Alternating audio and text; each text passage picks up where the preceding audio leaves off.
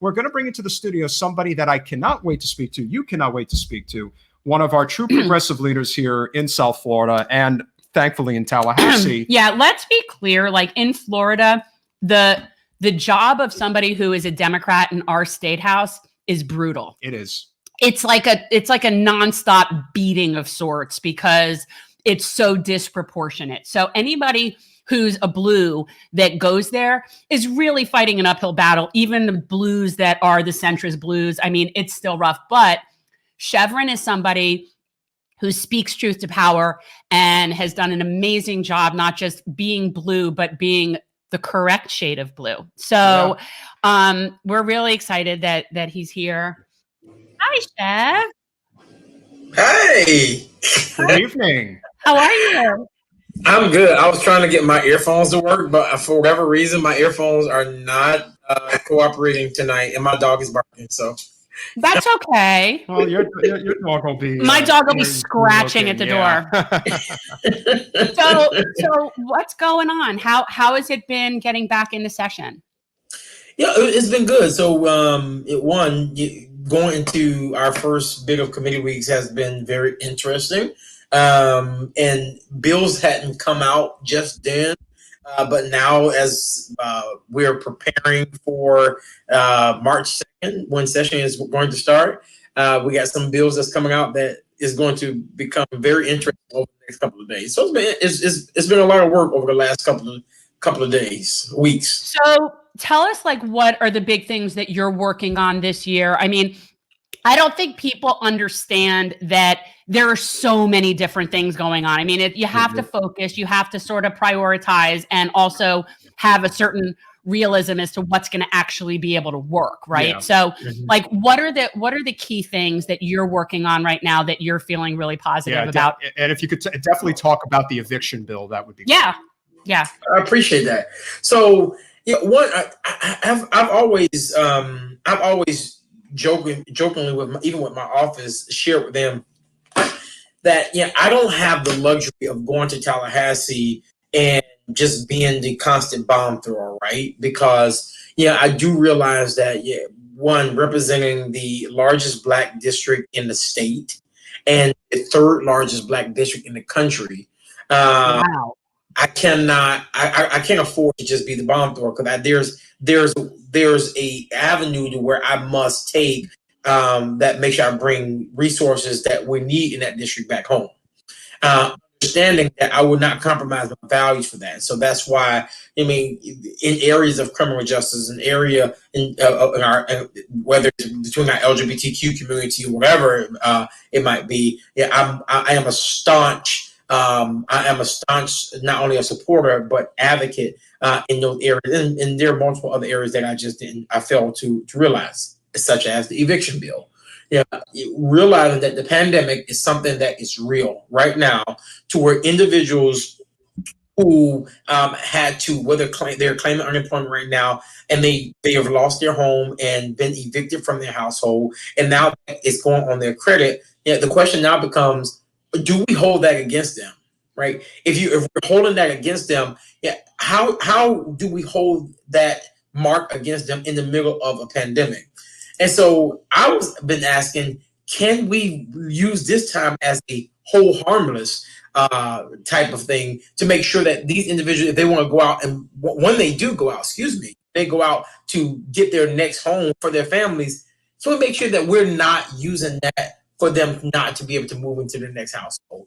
Right, not crushing their credit. Yeah, right. Now we gotta look at their credit, and that's where we're at right now. But here's my thing. The question now becomes, is that something that the Republicans will see as something that's beneficial? Because I can tell you now that the people who fall into this category are Democrat, they're Republican, they're independent, or whatever.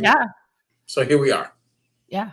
Well, you're talking, what we've been saying all along is this is populism, and you've got populists on the left and you've got populists on the right. And we are all best suited if we connect with the right populists in terms of these economic issues, because it really serves everybody. I mean, but can you just briefly tell people what your area is, where your district is? So For anybody coming on, we are speaking with Senator Shevrin Jones. He is a Florida senator. And I know that you're Miramar and south of that, but can you describe where you are? Sure, absolutely. So I represent Miramar. I represent Pembroke Pines, Pembroke Park, West Park, Miami Gardens, Opelika, and the unincorporated areas of Miami-Dade County, which is in the north part. I'm from that. I'm from the unincorporated areas of North Miami, of Dade County. Well, I'm honored to represent your own. So that's my area, and so but that's why I go hard for that area. Just know that Miami Gardens, for instance, just recently. So today, I probably was, and this is the progressive me coming out. I was a Lone Ranger in the whole Elon Musk coming to want to dig this tunnel for traffic, and I'm like, that's cool. I'm like, that's not a good idea. I think we need to definitely go a different route, knowing that in the next 20, 30, 40, 50 years, Florida's going to be South Florida's going to be underwater. Why are we not talking about how we're going to replace old pipes? Why are we not talking about? So those are my areas. I just went off on a tangent for 2 seconds, but. No, it's good. And something, this might be a very strange question, but how have you felt in terms of switching over from the House to the Senate, and what's that been like for you up there? You get more bills, right? I mean, you get more bills. You get more bills, wise, and well, here's what I'm learning, Jen. I'm realizing that you have to figure out what it is that you want to be over in the Senate, right? If you because you can be whatever you want to be, because the amount of people there's only 40 of you, so you got to figure it out. And it's more collegial, but the question is, it's collegial if you want to be collegial, right? And that's where I find myself right now. For instance, we just got an education bill, Senate Bill 48, that's coming down the pipeline, and it's going to be a big deal. Or is it, right? And I just talked to some stakeholders a few minutes ago, and the Senate has forced me to ask the question, talk to me about where the problems are so I can be a true advocate for you. Take your emotions out of it. Let's talk policy, right? Right. So it's forcing me to be able to do that for that very reason. So that's where the Senate is at right now. Right. Chev, can you talk about, we clearly have a very controversial governor, and that's putting it nicely. He definitely is embroiled in what I would consider to be a very, very serious scandal with Rebecca Jones and trying to withhold information about COVID. What is the tension like in Tallahassee with, the GOP versus the Dems? And is there any type of common ground that's being found as far as, getting people the necessary information that they need? Obviously, as you know, vaccine distribution has been not good. So anything that, you can shed some light on for, people who are on the outside looking in, wondering, what's it like, with a governor who doesn't really seem to have the interests of, Floridians at heart? I'm so happy you asked that question. I just said it on Political, and I said it to you also, and that is that the Department of Health is supposedly they are supposedly the experts when it comes to this pandemic that we're in. But according to the Surgeon General last week, he is taking his orders from the governor's office. I get it. But the executive office, you're not the experts and when it comes to the health of 21 million people. Right. Because you brought the Surgeon General in apparently to be the lead doctor within this state. I do not trust the transparency of this of what has come out of the governor's office, only because you have showed your hand already. You showed that you can't be honest with Floridians when it comes to the dashboard. You've shown us that you're not true to talking about case numbers and deaths and all these things. Want to recode deaths to be something totally different than what you really have it to be, right? So unfortunately, I'm sorry that I just do not. I can't. It doesn't sit well with me to say that we're being honest with people when it comes to where it stands with COVID and the whole and things with Rebecca Jones. Rebecca Jones, regardless of what they are trying to, what they allegedly want to say that she did, the noble thing I have to give her credit on is that she has been trying to keep us honest. about the numbers because it is a public safety issue. And if we are about to criminalize people for being honest because they want to keep people safe, the issues that we have are much far greater than what we are talking about right now. Yeah, no, she's a whistleblower, and we are having a serious problem in this country with how we treat whistleblowers.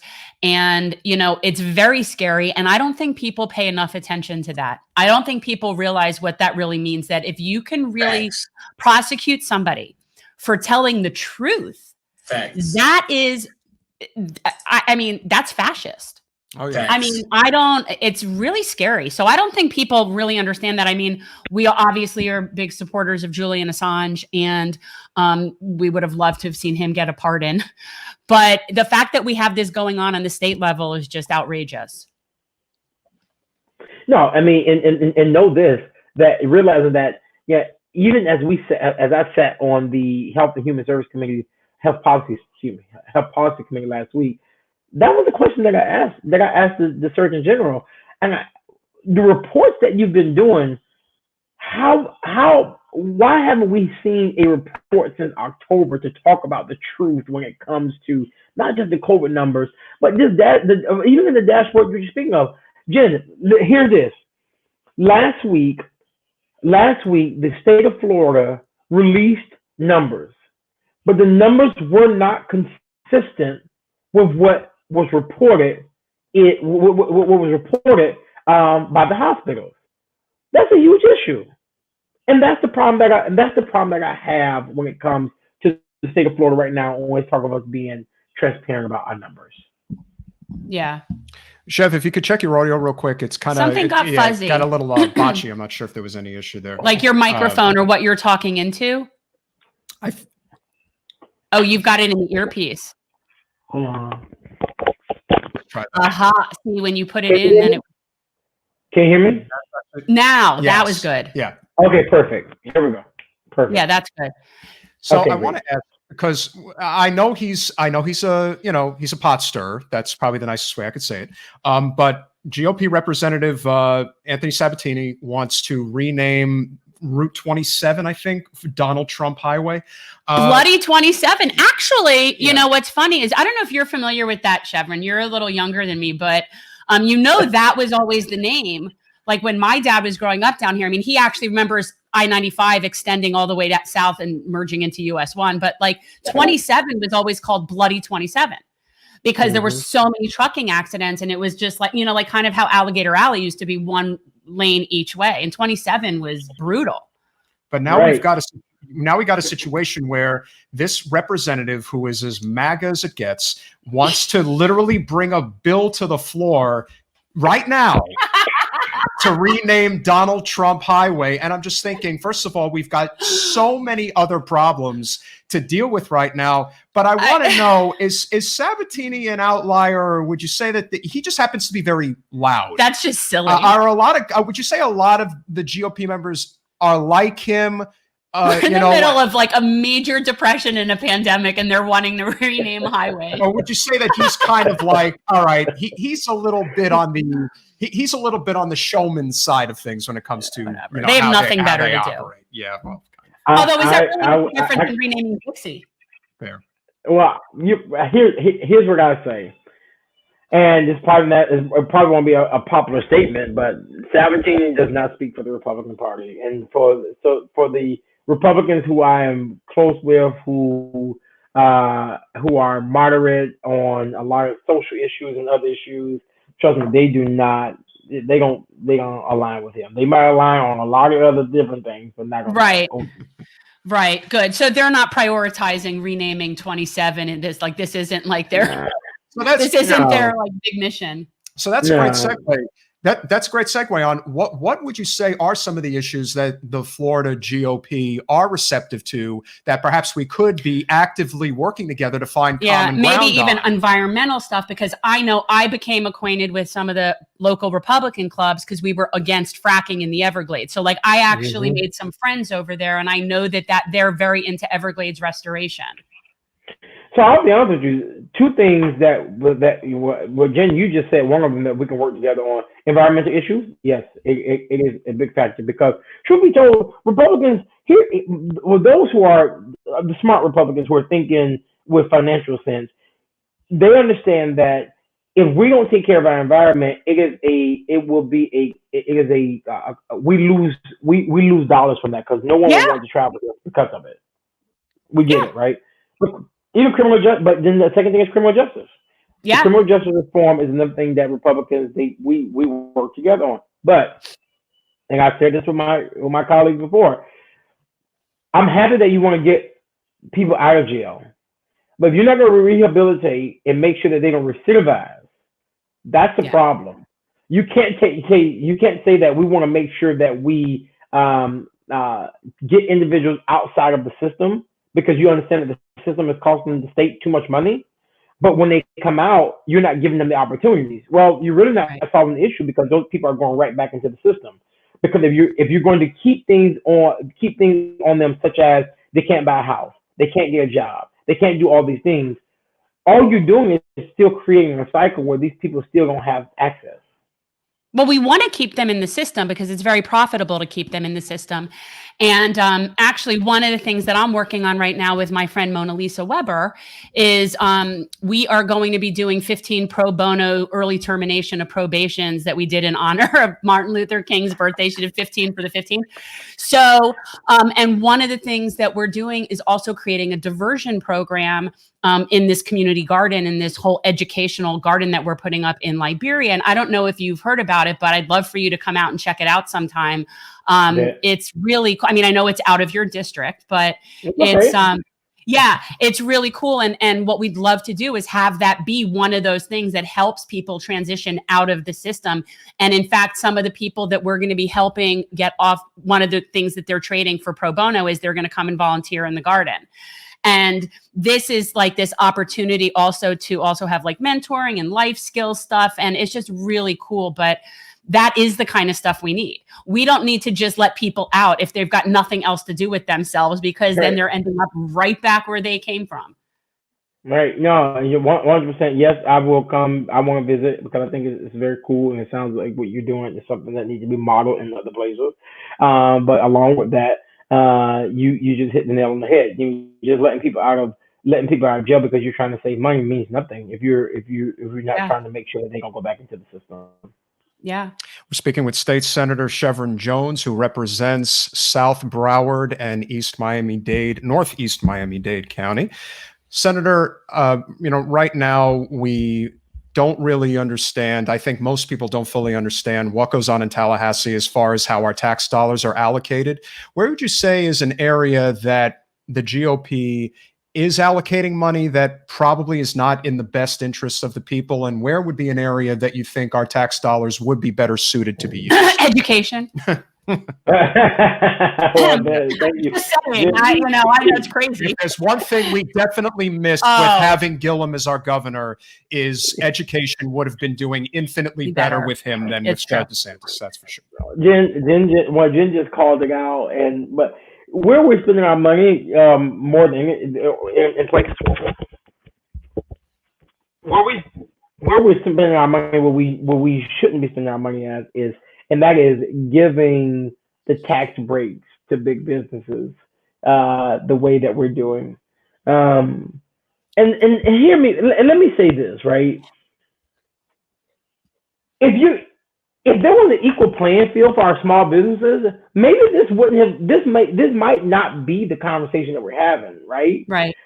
But when you're giving tax breaks to these large companies, upwards to $13, $14, $15 million, the money that could be in general revenue, and especially in a time like this, it's weird to me and it's baffling to me. So when I believe our priorities are all out of whack, and I mean this when I say this, that the state of Florida, that we have the resources to truly be a model state, but we choose not to because my colleagues who are in power right now believe that their way is the only way. And truth be told, it's just not. All you're doing is and I'm sorry to sound cliche, you're making the richer richer and the poor poorer. Yeah. And it's a true statement what's happening right now. Yeah. Well, I mean, look, Florida is not exactly known as friendly to small business and labor. I mean, we're a right to work state, so we're generally labor crushing. And we have education issues. The fact that we are so low in the country in terms of education, given how wealthy of a state we are, and we were talking about this a little before, like our numbers, as low as they are, like we have numbers that are down near where Alabama, Mississippi, West Virginia, with a lot of these different areas. And yet we're one of the wealthier states. And I think that we might, like, I can't think of a state that's the same kind of dichotomy as we are. I can't. Is there a state that is as wealthy as we are and yet as bottom barrel as we are? I mean, it's pathetic. No, but we are in a situation where we're a state that I think is ground zero for true economic populism. Yes. A lot of people are just desperate. That's why so many Floridians, flock to Trump, because of his false message. But it was a populist message. The reality is we're not only are we a right to work state, but we're a state that's driven by tourism and the hospitality industry. We've got so much of an opportunity to get that message out there. Obviously it's going to be a very interesting primary, which will probably kickstart sometime in the spring, even the summer. I do think DeSantis is beatable. I do. I think that he's such a jerk. I know that's not the most important thing, but I think he really turns a lot of people off. And I think you're not going to get Shevrin to say anything not nice. He doesn't have to. That's okay. He has to work with him. I understand that. But I also believe that if a populist message were to really rise on the Democratic side, I really think we could win. I really do, and I do think that he would be the candidate. DeSantis is the person that I would be much more targeting than Rubio. I think that whoever ultimately is on the senatorial side in that spot can more or less catch the wave, kind of like how John Ossoff caught Reverend Warnock's wave in Georgia, and they were able to take the Senate. I do think that if the right person were to run against DeSantis, whoever that may be, we obviously, we love Ann Eskamani. We think that she's a great fighter, and I know a lot of people are urging her to do it. We'll see what happens. I think he could suffer the way. Look, if there wasn't COVID, I don't think Trump would have lost. Okay. Yeah. And I think that could be said for what's going to happen here. I think that is ultimately what could kill DeSantis, is how he's basically mini Trump. So how he has handled COVID is a microcosm, and it's just not good. And I think that is the big issue. Yeah. What are your thoughts on that? Yeah, I appreciate that. Well, here's my thing, and I'll be very frank and honest with you all, because I haven't been silent about this. In order for us to be any candidate, the Democrats are going to have to we're going to have to get organized, right? And that even with our messaging, right? But the second thing is that the Democrats are also going to have to be extremely careful, because you cannot continue to say that we are a big tent party, but even in this big tent party, that you only allow certain people inside the tent and everybody else stands outside of it. Yep. Just because individuals might consider themselves, whether they are a Bernie bro or they are Elizabeth Warren supporter, or however you want to label people, or a moderate, whatever you want to say, if you're not going to truly bring everybody into this tent in what you're saying, and say whether and they disagree or agree with you, and you not move with the ideas of every last one of these people, we will continue to be in the position that we're in right now. I believe personally, every last one of those voices are important, right? Even if you're a progressive, we're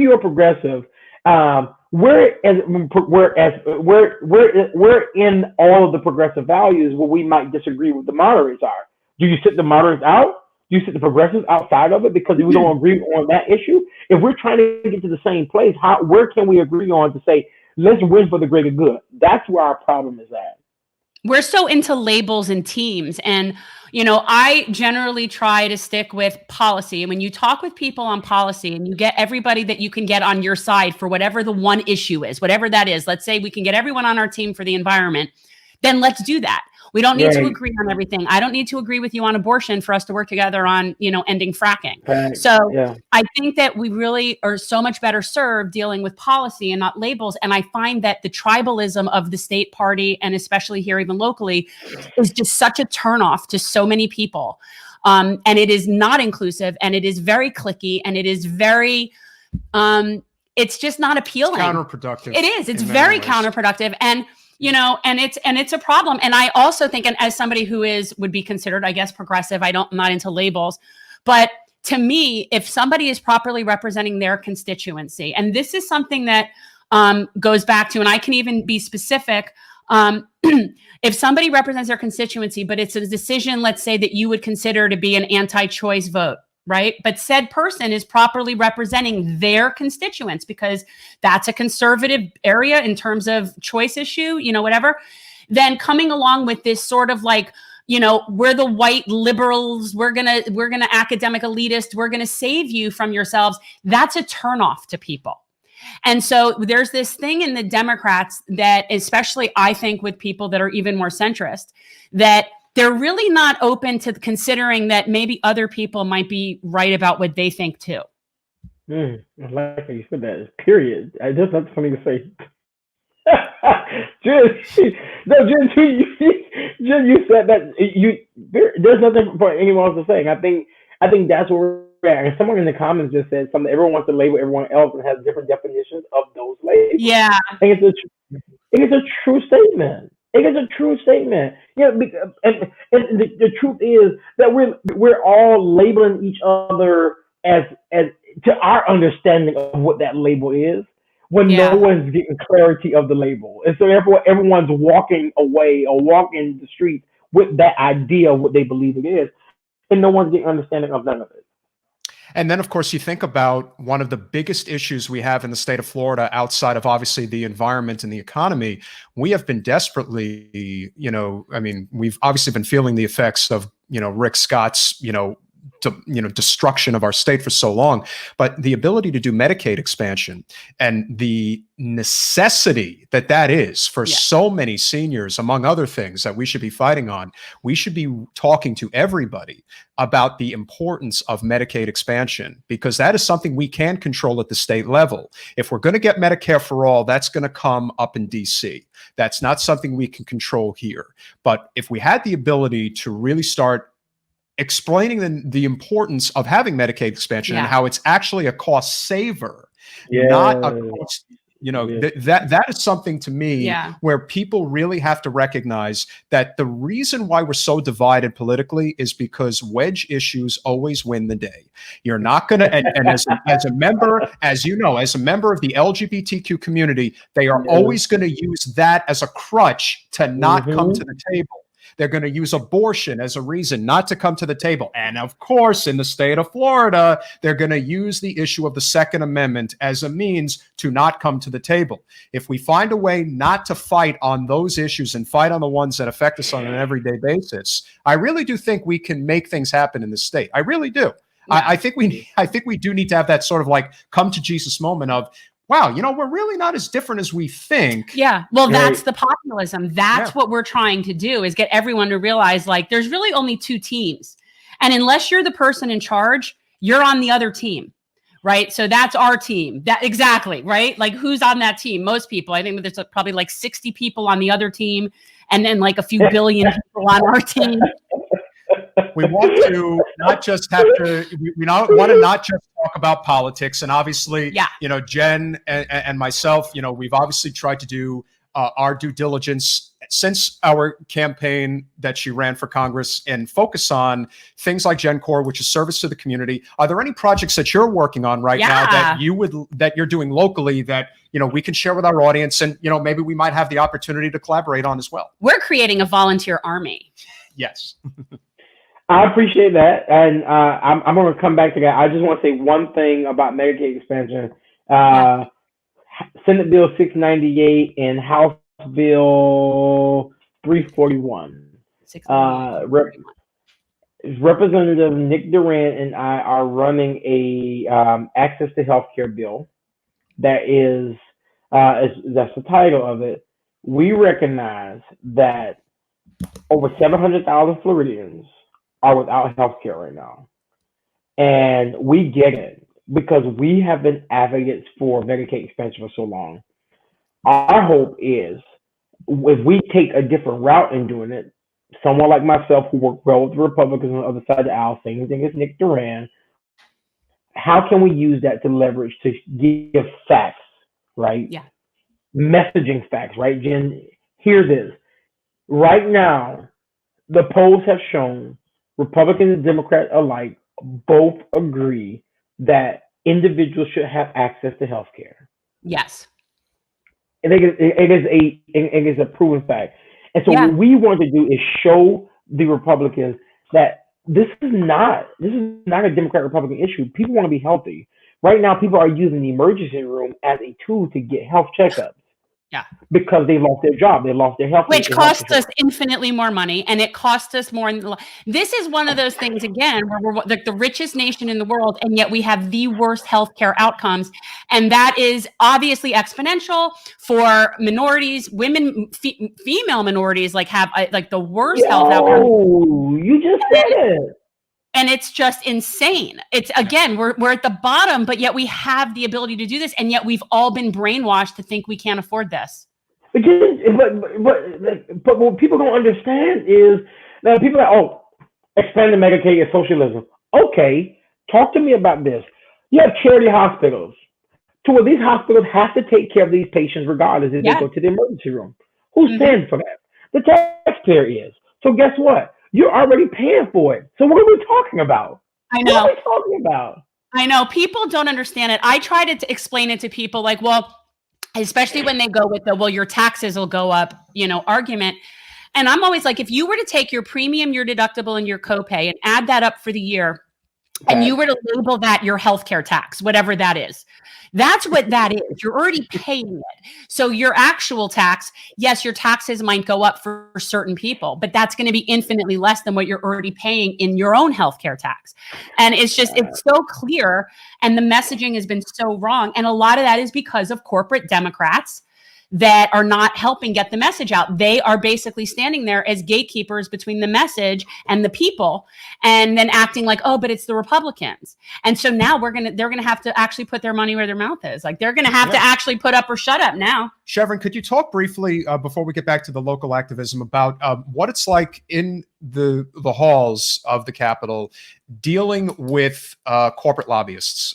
How big of an issue that is? Obviously, it's a bigger issue with certain ones versus other ones, but what is that like? And would you say that that's one of the biggest issues that we do face?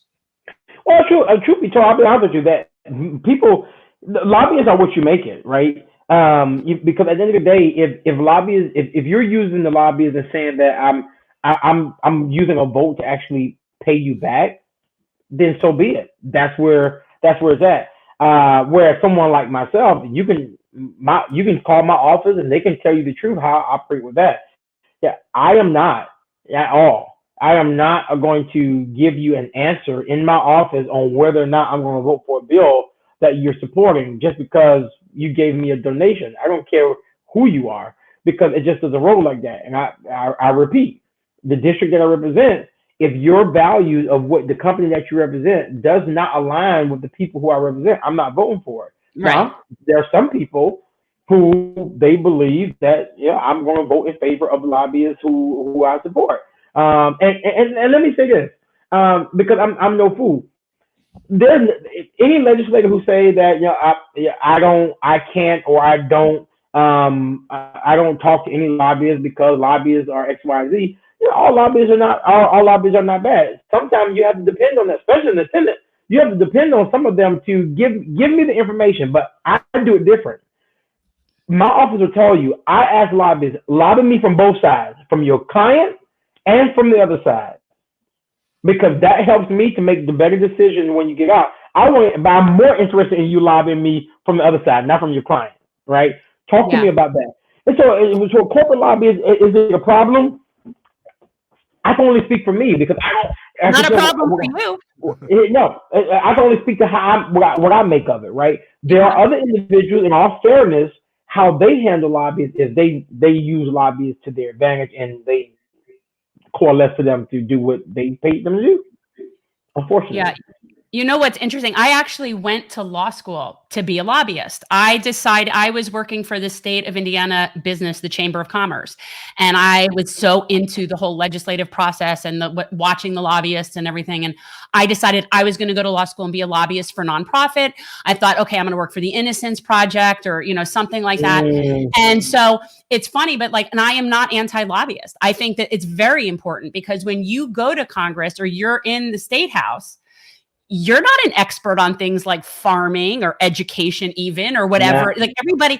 And so you rely on these people for reports, for information, and for the right language to do certain things. And the truth is we want to rely on experts in fields for those things. We want that. Trust me. You don't want the people just sitting in Congress writing up they don't know they don't know the industries. So you need lobbyists. I just think that there should not be any financial transactions. There needs to be a way to ban it. And I've also said that I would support Congress people wearing body cams during lobbyist meetings. Somebody put out this thing a while ago about requiring lobbyists to wear body cams. No, I didn't come up with that. Somebody said something about lobbyists wearing body cams. No, but then I was thinking about it. I'm like, why should they wear body cameras? They're not on my payroll. They're not beholden to me. My congressperson's beholden to me, just like your law enforcement is beholden to you. I don't think that a private lobbyist should be having to be, they don't owe me anything. They're just doing what they're doing. My representative should be on it. Yes, I would like to know what you're doing in your meeting with those lobbyists. I think that would be a fine thing. And like you said, some are going to be better about it than others, and especially in your case, in your district, you're very popular and, they have to come to you. It's not like you have to go to them. Yeah. I think that also plays a role as well. And and another reason why I'm careful in how I talk about lobbyists is because, there are some lobbyists who represent interest groups who you and I all support, whether it be from the as far as abortion and Planned Parenthood and those individuals. I don't want to set them outside because they are lobbyists also who are representing their interests and they're coming to talk to me also. So yeah, that's what I always tell people. It's not a lobbying problem. Okay, the lobbyists are not our problem. Our representatives are failing to represent us because they're being holded to corporate. Exactly. How you use it. Exactly. That's like saying the problem is the drugs. No, the drugs isn't the problem. The using of the drugs is the problem. Everything. Right. That's the thing. Yeah, well, again, that's and as you know, we have more private prisons in the state of Florida than any other state in the country. I can only imagine, Geo Group and any of the other organizations. That's the side. There's always, like you said, you can't just throw the baby out with the bathwater. No. Not all lobbying is bad, but there are those that lobby for causes that are not for the people. And that in itself is a very big problem. But, the good news is we are making some changes, down here in South Florida. I think we can all agree having Harold Pryor as our new state attorney is a really good thing. He's definitely going to be. I know. It's exciting. And he knows all about our diversion program. It's very cool. So having somebody definitely receptive to real criminal justice reform for the first time in 4 decades. It's like, just pathetic, but yes, it's exciting. Yeah, there is change happening. It is happening. We all wish it was happening at a faster pace, but we definitely have to accept the fact that, there are positives that are happening. So I want to give the floor to you. If there's any, final thoughts that you have, anything, like I said, any local projects that you may be working on that. Can you help us adopt a street? I'm trying to adopt a street, and I'm having the hardest time adopting a street. So Dania tells me that there's no more streets in Dania to adopt, which I find very hard to believe. City of Sunrise told me that I have to live in Sunrise in order to adopt a street in Sunrise. And it's very frustrating. So I'm like, Midwest part. But you're not in our district. No, we could do something. We can, but that was originally when this started coming up. Will they let me if I don't live there? I'm starting to feel very discriminated against by all of these municipalities. Discriminate. I'm just saying. I'm worried that when you clean their street and they're like, "Well, you don't live here." I'm like, I'm sorry. I'm sorry. I live in Dania. I'm being persecuted. Oh God! Now you really do sound like a Karen right now. Good God.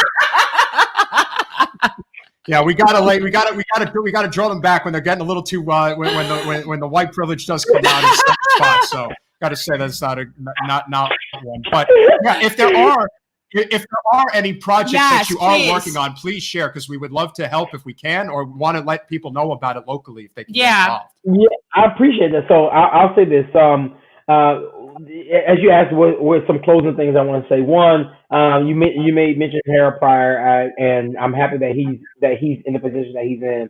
I am in my time in the legislature. The one thing that I'm going to be very committed to is really working on how we could make sure individuals who are being arrested for petty crimes, that in our cities, that it is not happening.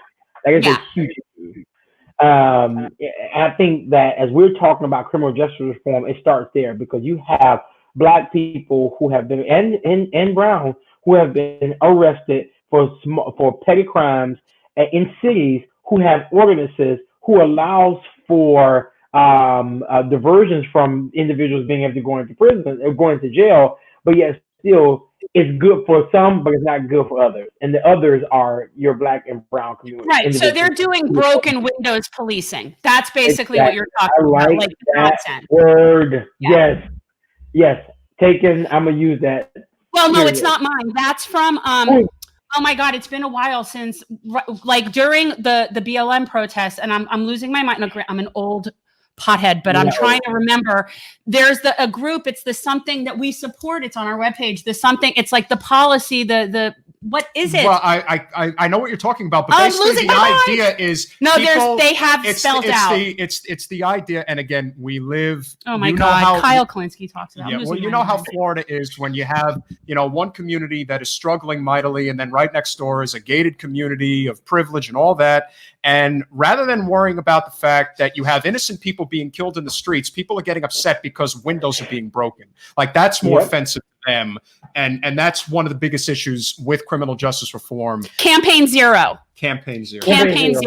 Okay. That's what it was. Like, I was sitting here, I'm losing my mind. I believe that I love that page because it really breaks down the different categories very easily in terms of, what literal things could be done, very realistic things that can be done. And that's the term they use, is broken windows policing. Yeah. So I can't claim that. Well, that's fine. I'm looking up. And I'll say the last thing is that what we're doing as far as projects we're working on, and anyone is welcome to join us. One thing that I'm clear on is that I can't wait. I'm an impatient person, so I can't sit down and wait and do nothing. Just looking at the losses that we've had in the last cycle.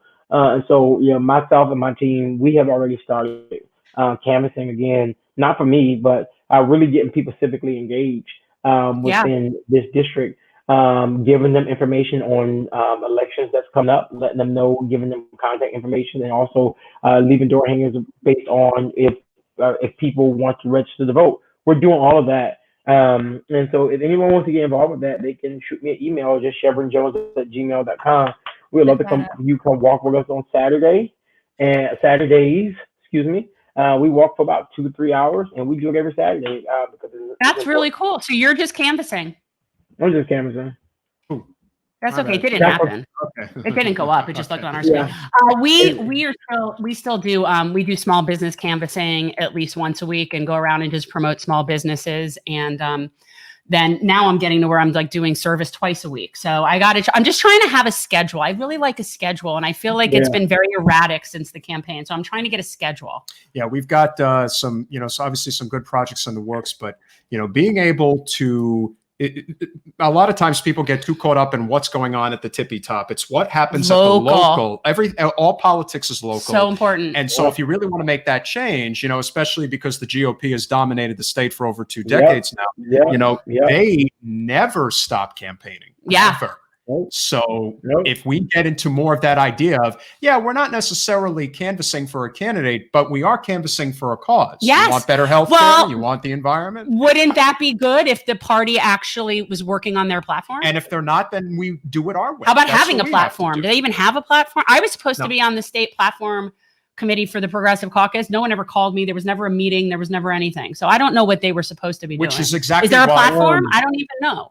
Which is exactly why it's on us to not have to rely on the party to do the work. You can't. You have to. People are always looking for somebody to be like, oh, well, what do we do? No, you just take initiative. And if people like the idea, then they run with it. Yeah. We've had to work outside the party. What John Legend say? You are the you we've been waiting for?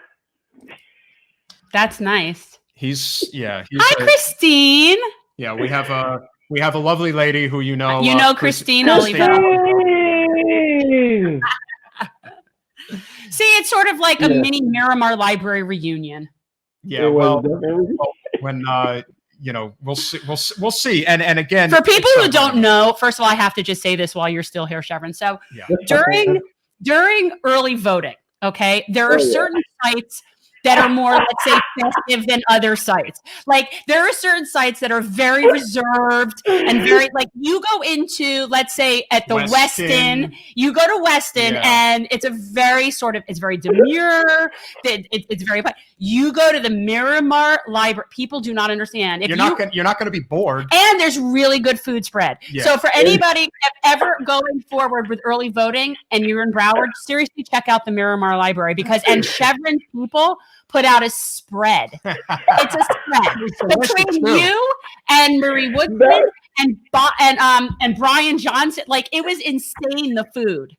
That was my mama. My mama was there every day, Jen. I know. She's so cute. But that library, people, I'm telling you, it looks like a state fair. There's the tents are set up, the truck billboards it's like a street party. It's crazy. No other location has that. I have heard Miami Gardens is pretty crazy, and we went there once. Miami Gardens is that's intense. Miami Gardens is intense. That's out of district. We don't go there often. That's one thing I remember. I can't handle it. Very well rested to go to Miami Gardens. You get better food. See, I go for the food places. Like if there's the better food, see, that's what I would think too. And you're going to have really good ethnic food there. Yes. Yeah. Shout out to Ken Evans. Ken, we love you, Ken. I see Ken. Ken is a good friend. Yes. And there's not a lot of them in politics, as you know, but he's one of them. And we're obviously very grateful that you came on tonight. Thank you so much.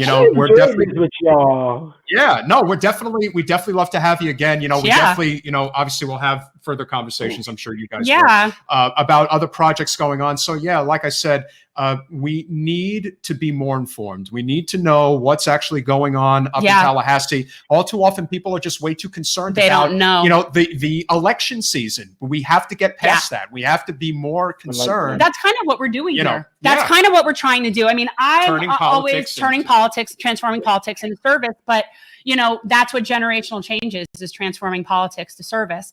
But, even just with what we do with the League of Women Voters, the education aspect of this the importance of that cannot be overstated. Yeah. And I think, every new person who tunes in, who watches, who hears you, who sees, that's one more.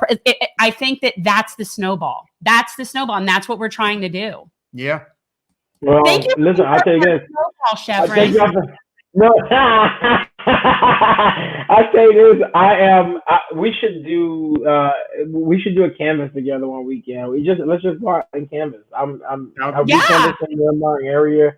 So all right, bet. I will text you, Jen, and we will. Please do. Be happy to go canvas. If only we had more elected representatives. Especially now, I got new camel pack. I'm very happy. I had to get a new camel pack. When I canvas, I wear a camel pack.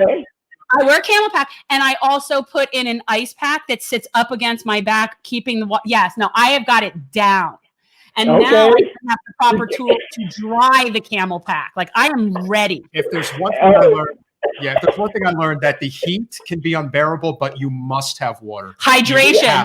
But I cannot tell people enough. Holding a water bottle no. Camel pack. It's all about wearing the hydration. I'm doing it. And Go ahead. I'm sorry.